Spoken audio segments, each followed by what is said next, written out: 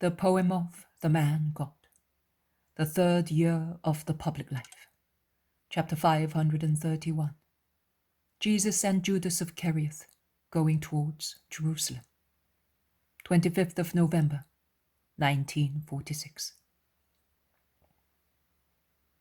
The horizon clears at dawn. The olive grove covering the mountain brightens very slowly, emerging from the shadow, and the trunks, still in the shade, seem to be absent, whilst their silvery foliage is visible. Fog seems to be spread over the mountain, but it is only the greyness of the leafy branches in the uncertain morning light. Jesus is alone under the olive trees, but it is not Gethsemane, because Gethsemane is parallel, so to say, to the Moriah, whereas the Moriah here is in front of the olive grove. So we are north of Jerusalem, beyond the graves of the kings. Jesus is still praying, and he does not stop even when the first chirping of birds tell him that it is daytime. Only when the first rays of the risen sun light up a golden spot on the so far dimmed gold of the domes of the temple, he stands up.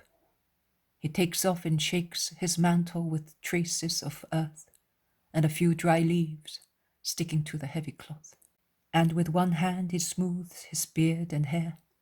He tidies his tunic and belt. He checks the straps of his sandals. He puts on his mantle, and he sets off down the mountain along a tiny path hardly traced out among the trunks. He is perhaps directing his steps towards that little house halfway down the slope, from the chimney of which smoke is rising. No. He makes a detour towards another wider path that descends towards the main road that takes one to town. Judas of Kerioth rushes down the mountain behind him. I say he rushes because he is running like a madman to join the master, and when he is within hearing distance, he calls him. Jesus stops. Judas reaches him, panting. Master! Fortunately, I thought I should come looking for you. Were you going away like that, without me? Yesterday evening you told me to wait for you in the house, because you would certainly come. Instead, did I not tell everybody that I would wait for you at Herod's gate at dawn? It is dawn, and I am going to Herod's gate. Yes, but that was for the others. You and I were together. Together? Jesus is very serious. Of course, Master. We came away together. You wanted that. Then you preferred to go and pray by yourself. But I was willing to come with you. At Nob, you made it clear that it was not agreeable to you to spend the night praying with your master. And I spared you a forced act of virtue. It would have been of no avail. Good deeds are to be performed spontaneously, so that they may be scented and fertile. Otherwise they are only pantomime, and at times worse than a pantomime. But why have you been so severe with me recently? Do you no longer love me? Even more so, I could ask you. Do you not love me? But I will not ask you, because also that question would be a useless one, and I never do useless things. Of course, because you know very well that I love you. I wish I knew, Judas of Kerioth, and I wish I could say to you, I know that you love me. But as I never do useless things, so I never speak false words. So I will not say to you that I know that you love me. But why, Master? Do I not love you? Do I not work for you? Can you doubt it? That grieves me. Because as soon as I realize that something grieves you, I avoid doing it. And I watch that it is not done. Look, I understood that you did not like my going out at night. And I did not go out any more. I realized that the disputes of your enemies fatigued you excessively. So I went, and I was not spared insults, and told them to stop it, and you know that you have not been troubled any more. And I hope that you will not be troubled in the temple either. You are not fair, master, with poor Judas. You are the first among all my followers to reproach me of unfairness. Oh, forgive me, but your words, your severity grieves me so much that I can no longer ponder on things. They drive me crazy, believe me. Well, my peace, let us make it up between us.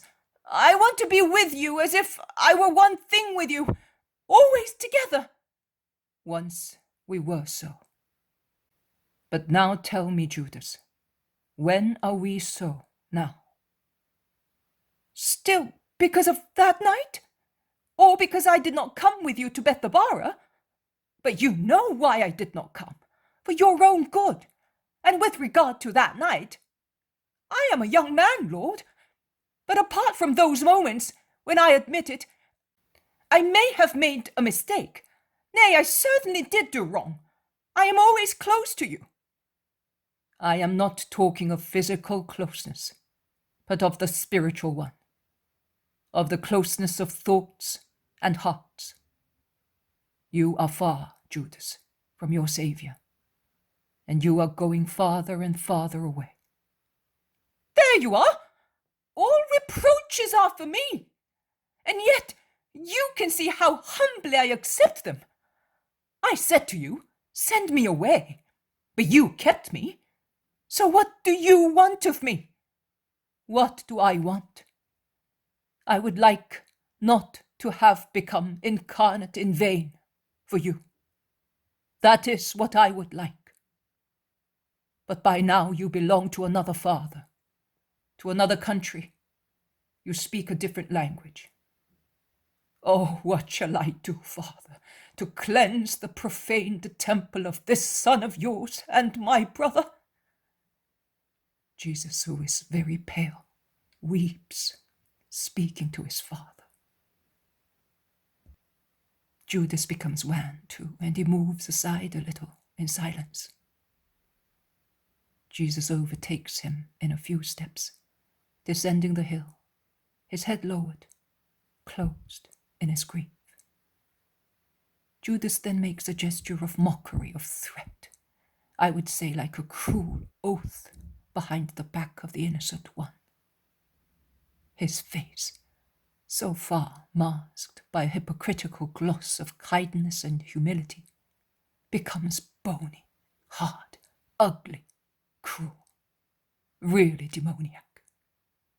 All the hatred, but not a human hatred, is in the fire of his dark eyes, and that fiery hatred is concentrated on Jesus' tall person. Then shrugging his shoulders and striking his foot angrily, Judas ends his internal reasoning, and he sets out composedly, like one who has made a decision past recall. The town walls are now close at hand. People are crowding at the gates. Strangers, market gardeners, people from nearby villages. Among them near the walls are the 11 apostles, who go to meet the Master as soon as they see him.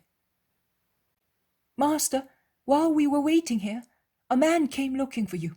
He said that Valeria begs you to go to the synagogue of the Roman freedmen, to make sure that you go, because she will be there. All right, we shall go.